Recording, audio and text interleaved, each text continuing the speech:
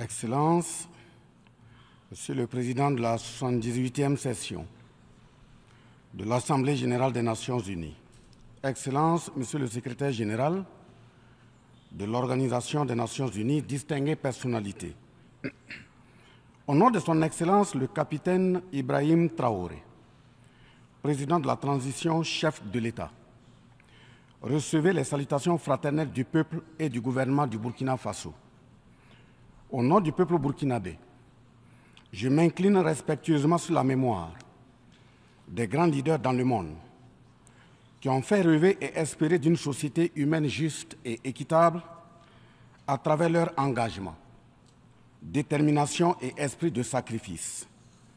Je cite notamment Fidel Castro de Cuba, Patrice Émeric Lumumba du Congo, Modibo Keïta du Mali, Ruben Unyobé et Félix Moumié du Cameroun, Sylvanus Olympio du Togo, Che Guevara de l'Argentine, Martin Luther King et Malcolm X des États-Unis d'Amérique, Nelson Mandela de l'Afrique du Sud, Jomo Kenyatta du Kenya, Amilcar Cabral de la Guinée-Bissau et des îles Cap-Vert, Marianne Ngouabi du Congo-Brazzaville, le capitaine Noël Isidore Thomas Sankara du Burkina Faso, etc. Ces leaders ont été, pour la plupart, exécutés de façon violente et d'autres assassinés à travers le feu des prisons et des empoisonnements. Leur seul crime a été pour chacun d'eux l'incarnation des rêves, des ambitions, de l'espoir des peuples meurtris, violés, violentés et pillés. Monsieur le Président, ma présence à cette tribune honorable des Nations unies, au nom du Burkina Faso, pays des hommes intègres, n'est pas pour ériger des murs de lamentation. Je ne suis non plus pas là pour vous livrer un discours de convenance, mais j'ai été plutôt mandaté en sacrifice pour vous dire que le mensonge d'État, l'hypocrisie diplomatique, la boulimie du pouvoir, la recherche effrénée du gain, l'esprit démoniaque de domination et d'exploitation de l'homme par l'homme sont les vraies plaies qui gangrènent notre vivre ensemble et font courir toute la société à sa perte, y compris donc notre organisation, l'ONU. Son Excellence, M. Antonio Guterres, secrétaire général de l'Organisation des Nations unies, Son Excellence, M. Joe Biden, président des États-Unis, Son Excellence, M. Denis Francis, représentant permanent de la Trinité et Tobago auprès des Nations unies, élu président de la 78e session de l'Assemblée générale, Son Excellence M. Luiz Inácio Lula da Silva, président de la République fédérative du Brésil, permettez-moi de reprendre ici des parties de vos propos, discours respectifs prononcés à cette même tribune à l'ouverture de cette 78e session. Primo, je cite, « Nous sommes dans un monde sans dessus-dessous. Des cadavres jonchent les plages où des milliardaires se prélassent. » Pour la deuxième personnalité, je cite, « Nous sommes à la croisée des chemins. Nous avons une cause commune, à savoir léguer à nos enfants un monde avec un bon climat social. » Fin de citation. Pour la troisième personnalité, je cite, « Malgré les difficultés, nous pouvons nous en sortir. Ce ne sont pas les capacités qui manquent, mais la volonté politique. Sinon, nous pouvons apporter le progrès et la paix pour tous. » Fin de citation. Pour la quatrième personnalité, je cite, « Il y a dissonance entre les discours et les pratiques, les faits. Le Conseil de sécurité de l'ONU est paralysé. L'ONU doit assumer ses fonctions d'un monde solidaire et équitable, conformément aux principes édictés dans la Charte. Cela suppose qu'on ait le courage de lutter contre les inégalités. » Fin de citation. La quintessence des expressions de ces quatre autres personnalités signifie clairement que les inégalités dans le monde sont voulues, sinon qu'avec un minimum de courage et de volonté politique, nous pouvons, à défaut de les éradiquer, les amenuiser à leur congrue expression. En effet, chaque année, les discours pleuvent au même titre que les promesses et engagements. Les preuves de la dissonance entre les discours et les faits sur ces questions de principe contenues dans la Charte de l'ONU dont la justice, l'égalité, la dignité, l'intégrité, le droit à l'autodétermination, la souveraineté des États, l'inviolabilité du territoire et le respect du droit international sont ce qui se passe en Libye, dans le Sahel, précisément sur le Niger, et sur la crise entre la Russie et l'Ukraine. D'abord, en Libye, suite à cette catastrophe diluvienne, des milliers de voix ont été fauchées, des milliers de vies donc ont été fauchées, pour badigeonner nos consciences de tranquillité transparente. Chaque nation se précipite pour présenter sa compassion, sa solidarité. C'est certes pour donner l'impression que nous vivons en société et que nous défendons des valeurs. L'honnêteté intellectuelle le recommande et l'histoire des consciences nous reflète que nous devons présenter nos sincères excuses au peuple libyen pour avoir été, collectivement et individuellement, par passivité condamnable ou par complicité active et inacceptable, aux côtés des bourreaux qui ont été la première catastrophe anthropique en Libye. C'est cette catastrophe qui a mis la Libye à genoux en la saccageant et tuant son guide avant que les eaux de déluge ne viennent l'endeuiller davantage. Et malheureusement, à la tête de cette catastrophe humaine était l'ONU sous la résolution 1970. Et le silence coupable voit la complicité de la CEDEAO et de l'Union africaine. Cette macabre intervention, avec la France de Nicolas Sarkozy en tête, a liquidé le guide libyen, le colonel Muammar Kadhafi, le 20 octobre 2011. Si les condoléances au peuple libyen avaient un minimum de bon sens et sans hypocrisie, cette diplomatie macabre n'aurait jamais lieu autour du cas du Niger pour y créer une Libye bis. Ensuite, pour preuve que les relations internationales sont teintées d'une haute hypocrisie diplomatique, dénudées de conscience, de morale, de dignité, d'intégrité, de justice, donc de paix, ce sont encore les mêmes gesticulations dans un aliment scandaleusement mortifère qui s'agitent comme des fauves autour de leur proie blessée pour la dévorer. Aujourd'hui, nous avons fait le constat malheureux que, contrairement au discours de profession de bonne foi prononcé à cette tribune de l'ONU, invitant au respect de la Charte de l'ONU et du droit international, les dirigeants représentant le peuple frère du Niger ont été pratiquement interdits d'accès au siège des Nations Unies. Le Burkina Faso condamne fermement cette manœuvre sordide qui relève de pratiques moyenâgeuses. Cela ne peut évidemment se faire que par des esprits en perte de valeurs essentielles pour toute vie harmonieuse en société. De ce fait, nous renchérissons pour dire que l'ONU ne doit en aucun cas être un instrument dans les mains d'un quelconque pays. Les leaders panafricanistes qui se sont battus pour l'unité africaine, nos grands-parents qui sont tombés dignement sous les balles assassines des colons, les dignes fils africains qui se sont sacrifiés pour l'honneur sur le continent et qui ont lutté férocement contre la traite négrière et le néocolonialisme, ont eu leur sommeil de guerriers perturbé pour avoir entendu qu'une poignée d'enfants égarés de l'Afrique tiennent le Niger, telle une boule de coton, à l'envahisseur afin qu'il y mette le feu. Oui, cher continent africain, une poignée de tes enfants a décidé de t'humilier et de te vilipender à travers le mensonge éhonté d'État, en commençant par le Niger. Par conséquent, je lance un appel vibrant et solennel au peuple sénégalais, béninois, nigérian, ghanéen, tchadien, ivoirien, comorien, bissau-guinéen et tous les peuples d'Afrique à se mobiliser davantage dans la fraternité et la solidarité africaine afin d'éviter que les impérialistes mettent le feu au Niger, comme le cas de la Libye. Monsieur le Président, Monsieur le Secrétaire général, distingué personnalité, j'insiste à cette tribune de l'ONU et devant le monde entier que la CEDEAO, l'Union africaine et l'ONU doivent impérativement se muer en des organisations véritables des peuples en lieu et place de structures d'une minorité de chefs d'État. Elles ne doivent pas être utilisées et instrumentalisées pour déstabiliser des pays frères en assassinant leurs leaders.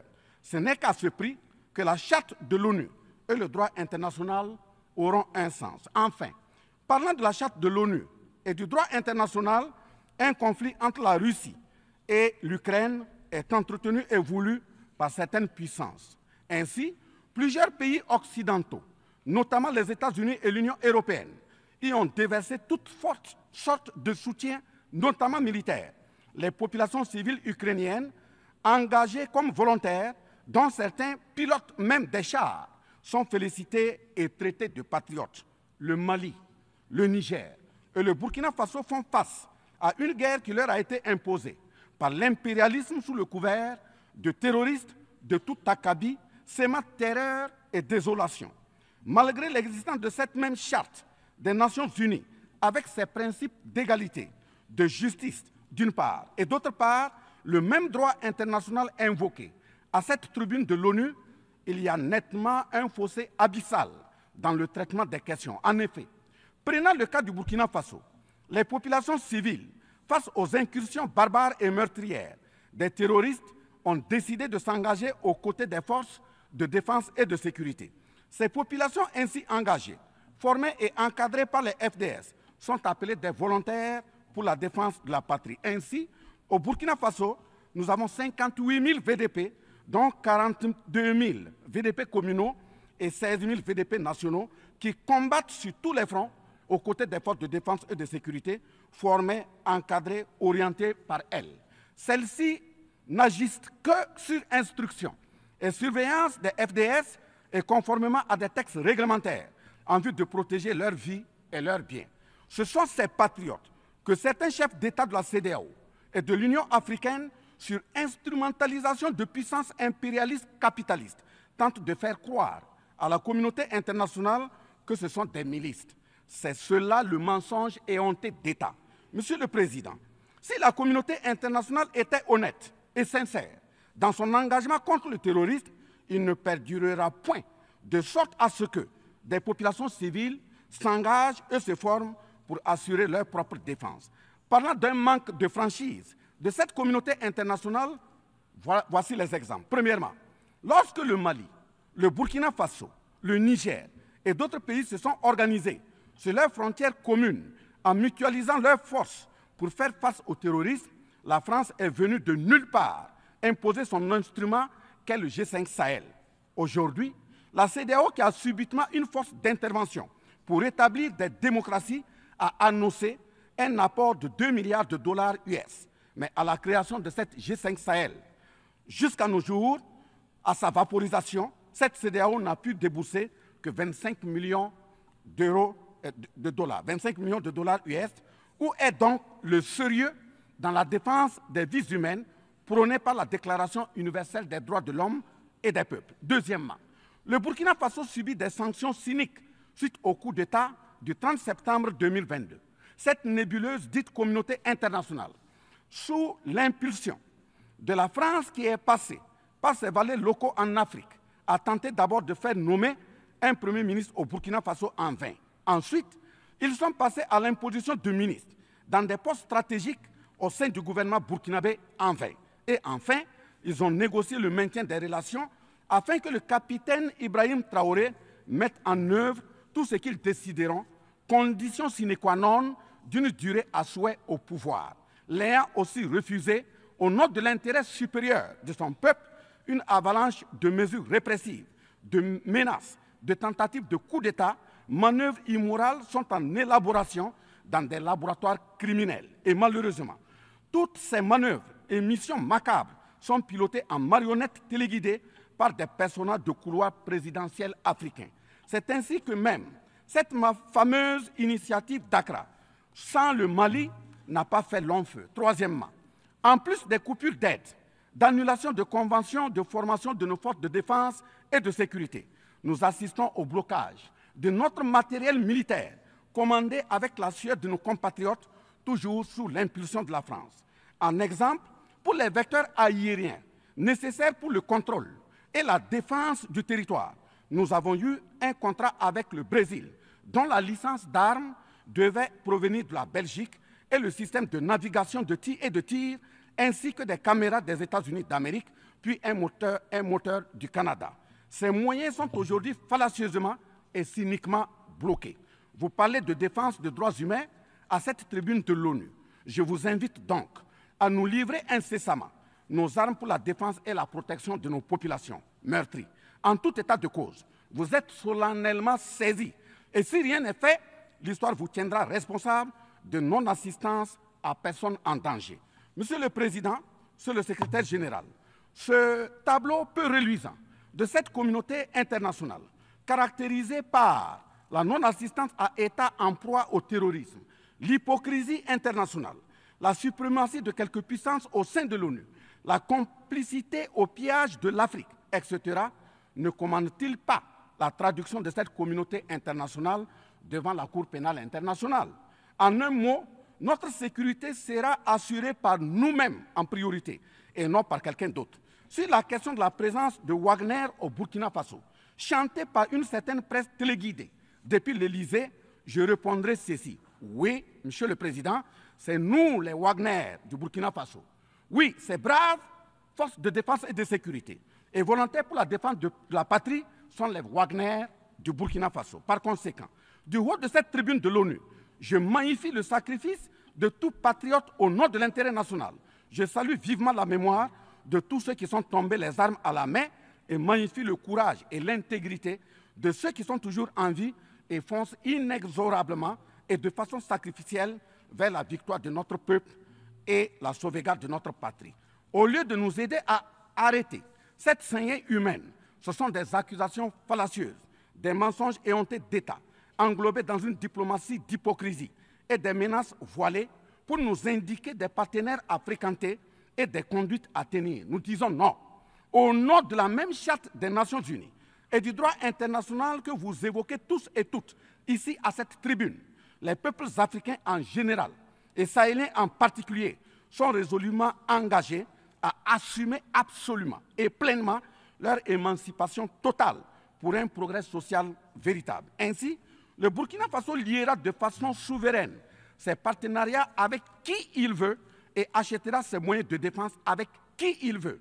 Qu'un pays s'appelle Russie, Iran, Turquie, Azerbaïdjan, Cuba, Nicaragua, Corée du Nord, le Burkina Faso y achètera et y vendra librement ses produits sans intermédiaire, encore moins une autorisation de qui que ce soit. Et cela advienne que pourra. Monsieur le Président, Monsieur le Secrétaire général, parlant toujours d'hypocrisie et de mensonges d'État, dans cette question de lutte contre le terrorisme, en général et dans le Sahel en particulier, voici d'autres faits que vous n'ignorez certainement pas et j'en suis certain. Primo, dans le Sahel, nous avons près d'une dizaine de milliers de soldats d'armées étrangères, composés en majorité de soldats français, mais également des soldats américains, allemands, italiens, etc., avec des armes, des matériels volants et de surveillance des plus sophistiqués au monde. Et malgré tout, personne ne voit des colonnes de centaines de terroristes se déplacer pour aller servir la désolation et la mort, souvent avec des armes inimaginables. Au Mali, au Niger et au Burkina Faso, il n'y a ni usine de fabrique d'armes, ni de munitions. Qui recrute donc ces terroristes? Qui les entraîne? Qui les dote en permanence? Qui les nourrit et avec quels moyens? Croyez-vous à cette philanthropie au nom de laquelle des Occidentaux vont envoyer leurs militaires au Sahel mourir pour des beaux yeux des Sahéliens? Si oui, qu'est-ce qui justifie les énervements et autres gesticulations puériles et diplomatiques dès qu'on dit à la France de déguerpir militairement? La vraie raison, ce sont les ressources du sous-sol au Sahel. En effet, l'Assemblée nationale française a voté la loi numéro 057-7-27 du 10 janvier 1957, parue dans le journal officiel de la République française du 12 janvier 1957, portant création de l'Organisation commune des régions sahariennes, OCRS, qui regroupe des parties du Mali, du Burkina Faso, du Niger, de la Mauritanie, de l'Algérie, etc. Cette zone n'a jusque-là pas d'égal dans le monde en termes de richesse de sous-sol. À titre d'exemple, la nappe phréatique la plus importante va de la Mauritanie à la Somalie, en passant par le Mali, l'Algérie, la Libye, le Niger, etc. Le journal Le Monde du 23 juillet 1957 avançait le chiffre de 6 à 7 millions de tonnes de pétrole comme production potentielle annuelle du Sahara. En plus de ces ressources naturelles, nous avons l'uranium, l'or, le cobalt, le zinc, le diamant, le lithium, le cuivre, etc. Si vous, les Occidentaux, vous aimez tant les Sahéliens pour y amener vos militaires, mourir au nom de la démocratie, de la liberté, des droits humains et de la paix, pourquoi tout le continent africain, qui compte 1,3 milliard d'habitants, dont le deuxième continent le plus peuplé, avec 30 415 873 km² et 54 États, n'a aucun siège permanent au sein du Conseil de sécurité avec un droit de veto. N'est-ce pas là, au-delà d'un crime d'État, un crime onusien? Donc, halte aux mentions diplomatiques grossiers consistant à dire que ces puissances impérialistes viennent au Sahel pour défendre la démocratie et des droits humains. Parlant de droits humains, je vous rappelle que la première charte au monde sur cette question de droits humains de l'homme est bien celle de Kouroukan Fougan de 1236 au Mandé actuel Mali. De ce fait que les moralisateurs expansionnistes gardent leur rhétorique de respect des droits humains à géométrie variable pour leurs terroristes qu'ils encadrent. Secondo, l'Afrique n'aime pas comparer les morts. C'est un manque d'éducation que de le faire. Par conséquent, je m'incline respectueusement sur la mémoire de toutes les nationalités ayant perdu la vie en Afrique en général et au Sahel en particulier. Ainsi, sur les sorties hasardeuses, condescendantes et malheureuses du président de la République française Emmanuel Macron, et qui frise souvent le ridicule, tout en se glorifiant d'une hypothétique condescendance sur les peuples africains, je m'impose le devoir de lui faire un petit cours d'histoire sur sa propre histoire. Voilà pourquoi les salles de classe sont faites pour que les enfants apprennent les cours et grandissent bien, que de s'adonner à autre chose, au risque de se perdre à jamais. Mais pour commencer, je précise qu'aucun peuple africain ne s'est opposé au peuple français. Il n'y a pas donc de sentiment anti-français en Afrique. Il n'y en aura jamais du fait de notre légendaire hospitalité et amour du prochain. Il n'y a que les peuples africains refusent la condescendance, l'arrogance, l'insolence, la suffisance, le paternalisme, le pillage de ses ressources et le crime organisé. En effet, pour votre mémoire, Monsieur Emmanuel Macron, d'abord, je rappelle l'appel à travers la BBC en Angleterre le 14 juin 1940, lancé par votre propre grand-père, le général de Gaulle, à l'endroit de l'Afrique pour venir sauver la France des griffes des nazis. Comme rappel, nous avons 17 000 Maliens morts pendant les 2 guerres mondiales, d'une dette de sang que la France semble avoir occultée. S'ils le veulent, qu'ils aillent dans le livre, confère livre de Bakary Kamia, professeur agrégé de l'université Sorbonne. J'ajoute dans ce même document, à la page 344, au tableau 21, les vétérans soudanais des 2 guerres.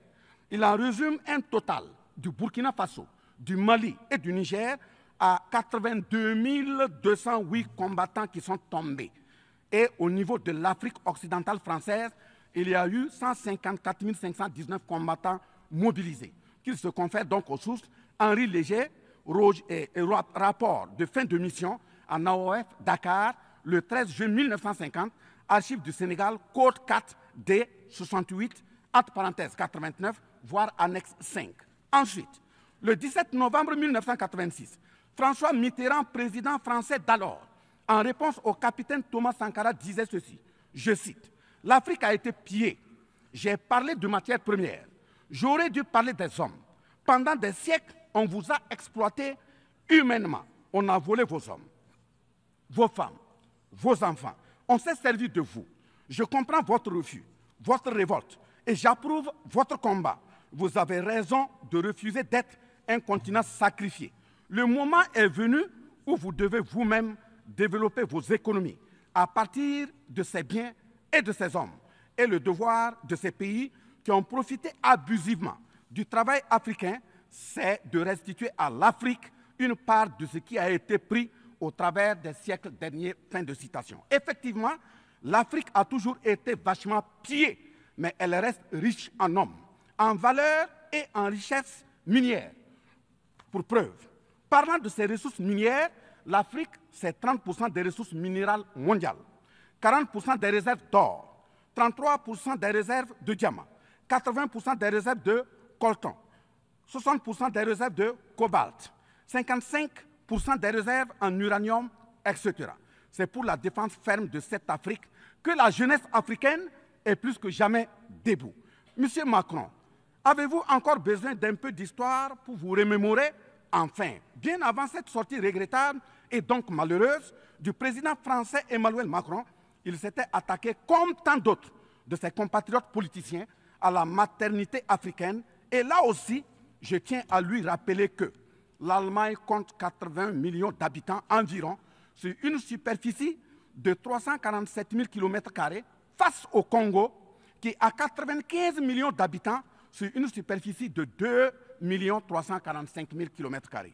Deuxièmement, la Belgique compte 11 millions d'habitants sur une superficie de 30 000 km² face au Gabon, qui a 2,5 millions d'habitants sur une superficie de 267 000 km². Troisièmement, la France compte 68 millions d'habitants sur 672 329 km² face à la Namibie, qui compte 2,5 millions d'habitants sur une superficie de 825 000 km².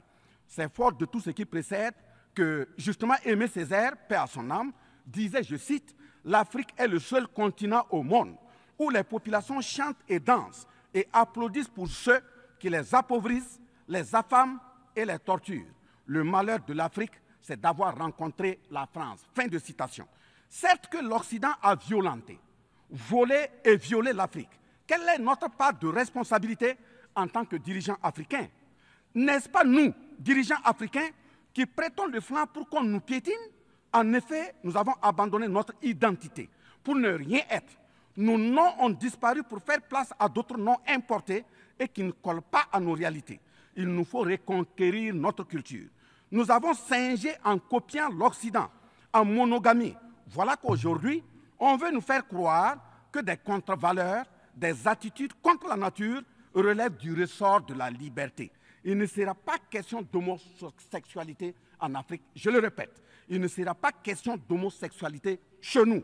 Monsieur le Président, ce qui vient d'être décrit sont les étiquettes profondément malheureuses d'une ONU aujourd'hui résumée qu'à sa portion de forme, car 1,2 milliard de personnes sont plongées dans la misère. 2 000 milliards de dollars US dans l'armement. 20 fois le budget de l'ONU dans le nucléaire. Sur les questions de développement, l'Afrique reçoit du FMI et de la Banque mondiale 34 milliards de dollars contre 160 milliards de dollars pour l'Occident. La paralysie du Conseil de sécurité de l'ONU, la paralysie de l'Organisation mondiale du commerce, la montée des tensions suite au repositionnement géostratégique.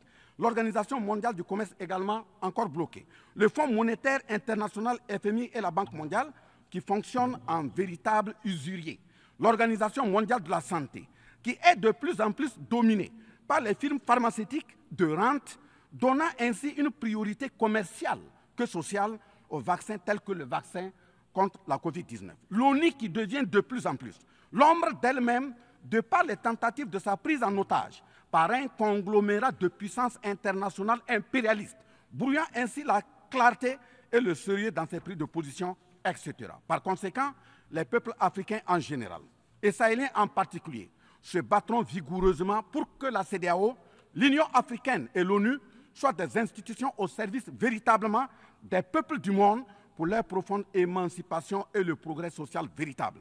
Parce que ce sont les manquements de ces organisations, leur manque de sincérité, leurs décisions clientélistes et à géométrie variable, la couverture des tripatouillages constitutionnels, avec leur lot de crimes, la promotion de la mauvaise gouvernance, le pillage, la désorganisation sociale et la corruption qui conduisent immanquablement au coup d'État, qui ne sont donc que des conséquences. Traitons donc les causes et les conséquences disparaîtront d'elles-mêmes. Mais si nous continuons avec ce jeu de l'Autriche, à la diplomatie d'hypocrisie, aux mensonges éhontés d'État, aux crimes organisés, au tripatouillage constitutionnel et à la fabrication de l'armée à la tête de nos États africains, même l'ONU risque de ne pas échapper à un coup d'État. À bon entendeur, salut. Dans ce sens,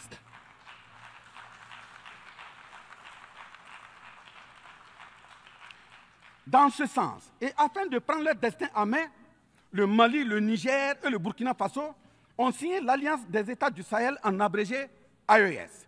L'AES est une architecture pour la sécurisation de nos pays, partant du traité révisé de l'autorité de développement intégré de la région de l'Iptako-Gourma. Prenant en compte la situation sécuritaire et surtout le manque de franchise dans le partenariat, il s'agit de compter sur nos propres ressources en recherchant la mutualisation de nos moyens et à œuvrer à faire disparaître les discontinuités dans les espaces de manœuvre opérationnels. Monsieur le Président, je vous signifie avec force et fermeté, dans une haute et intelligible voix que, primo, nous, peuple africain, sommes foncièrement démocrates. Pour preuve, notre attachement à la dignité humaine transcende la démocratie. Ce que nous refusons, c'est moins donc la démocratie que le piège de la démocratie qui nous est tendu. Ainsi, la démocratie électoraliste s'est avérée un moyen de contrôle de nos États à travers le jeu de chaises musicales de dirigeants très souvent imposteurs, corrompus, voleurs, violeurs de constitution, car étrangers au seul intérêt de nos États africains qui vaillent. Secondo, nous, Africains, sommes-nous aujourd'hui reconnus dans notre dignité d'homme, au sens de un homme égal à un homme? La réponse assurément est non, au-delà des convenances circonstanciées, pour nous endormir et mieux nous asservir. Triste pour le continent noir, reconnu scientifiquement comme berceau de l'humanité, mais dans la réalité humilié, placé sous contrôle dominé. Des indépendances factices aux guerres fratricides, de la démocratie électoraliste aux aides biaisées, des guerres de rapine au terrorisme malicieusement fabriquées, entretenues et injectées dans nos contrées africaines, notamment au Mali, au Burkina Faso et au Niger. Il y a une seule constante, nous dominer, maintenir le pied sur notre cou, tel le cas de notre malheureux frère George Floyd aux États-Unis, ici même. Est-ce cela la démocratie? Et il se trouve des partisans de cette conception étriquée de la liberté pour justifier intellectuellement l'asservissement et la barbarie contre nos peuples en lutte pour leur dignité et leur souveraineté au nom d'un principe paradoxal de liberté qui, in fine, assassine la liberté. Oh liberté, quel crime n'a-t-on pas commis en ton nom? C'est pourquoi nous décidons désormais de dire non. Non à tous ces amis qui veulent du bien au point de nous menacer de guerre pour imposer leur amitié. Nous adapterons notre démocratie tant brandie et chantée par des loups dans des pots de bélier afin de sécréter par nous-mêmes le leadership politique adéquat pour nos peuples en vue de leur bonheur. Oui, l'émancipation totale et le progrès social véritable pour nos peuples constituent la finalité de toute action, qu'elle soit politique, économique, socio-culturelle et ou sécuritaire. Troisièmement, les peuples africains en général, et ceux sahéliens en particulier, ont découvert des chaînes d'aliénation économique, sécuritaire, socio-culturelle matérialisées en accord secret avec la France et sont engagés à les casser pour leur émancipation véritable. Ce sont entre autres, premièrement, la dette coloniale. Nous n'allons pas fermer les yeux et la payer tout en laissant nos populations mourir de faim et de soif et voire de maladie. Deuxièmement, la question de la monnaie dont le franc CFA, appelé franc des colonies françaises d'Afrique, n'est pas une priorité africaine. Au plan juridique, la propriété est le droit de jouir et disposer des choses de la manière la plus absolue. Confère article 544 du Code civil français chez eux-mêmes. Un brevet est donc détenu par la France sur le franc CFA. Elle est par conséquent propriétaire du franc CFA et elle la loue aux États francophones africains. Ce qui est marrant en plus est que le biais produit par la France pour l'Afrique de l'Ouest diffère de ceux de l'Afrique centrale en valeur monétaire sous la même appellation franc CFA.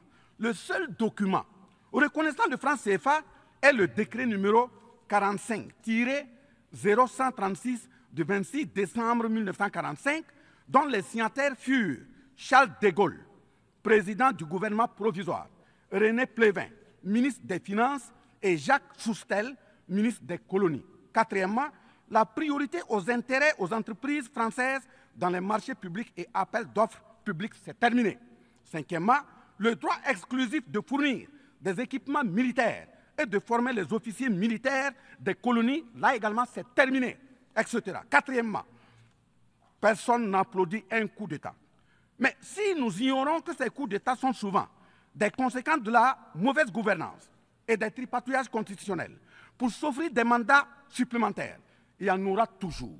Donc, ayons la lucidité de combattre les vraies causes en restant exigeants sur le respect des règles démocratiques et de la bonne gouvernance. Cinquièmement, les peuples africains ne sont pas opposés au peuple français, mais c'est plutôt la politique française, pleine de condescendance, qui est rejetée. En effet, la France, en refusant le rapatriement de son ambassadeur récusé au Niger, est une violation du droit international, notamment l'article 9 alinéa 1 et 2 de la Convention de Vienne sur les relations diplomatiques de 1961.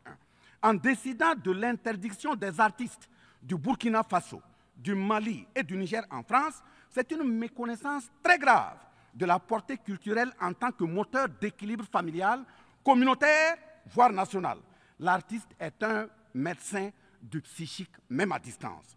En déclarant qu'ils ne veulent pas de chômeurs, de migrants, de voleurs, etc. en France, nous en Afrique en général, et au Sahel en particulier, ce sont les producteurs de chômeurs et de voleurs via le pillage cynique de nos ressources que nous ne voulons pas. Mais sincère reconnaissance au peuple du monde, à l'ensemble des personnalités à tous les niveaux dans le monde qui comprennent et accompagnent le Burkina Faso, le Mali et le Niger dans cette montée, certes difficile, mais s'adresse totale sur le chemin de la pleine émancipation, l'expression de la dignité, de l'honneur, de la liberté, de l'égalité, de la prospérité, de la justice et donc de la paix. Face à la situation que traverse le Burkina Faso, le gouvernement burkinabé a mis en œuvre des actions vigoureuses à travers l'adoption d'un nouveau plan de développement, le plan d'action pour la stabilisation et le développement, et ses 4 axes prioritaires qui sont, premièrement, la lutte contre le terrorisme et la restauration de l'intégrité territoriale. Deuxièmement, la réponse à la crise humanitaire. Troisièmement, la réponse de l'État à l'amélioration de la gouvernance. Et pour terminer, le dernier élément, la réconciliation nationale et la cohésion sociale. Ces efforts visent à offrir à la population burkinabé de meilleures conditions de vie, tout en saluant l'ensemble des partenaires à travers le monde qui nous accompagnent. Nous invitons vivement ceux qui sont toujours dans le doute ou tétanisés par des rapports au contenu faux qu'ils sont les bienvenus au Burkina Faso, à condition que le partenariat cadre avec la vision de la transition résumée dans ces 4 axes. Vive l'ONU, vive la 78e session, vive les peuples en lutte, vive la solidarité entre les peuples, vive l'Afrique libre, vive l'Alliance des États du Sahel, vive le Burkina Faso, la patrie ou la mort, nous vaincrons. Je vous remercie.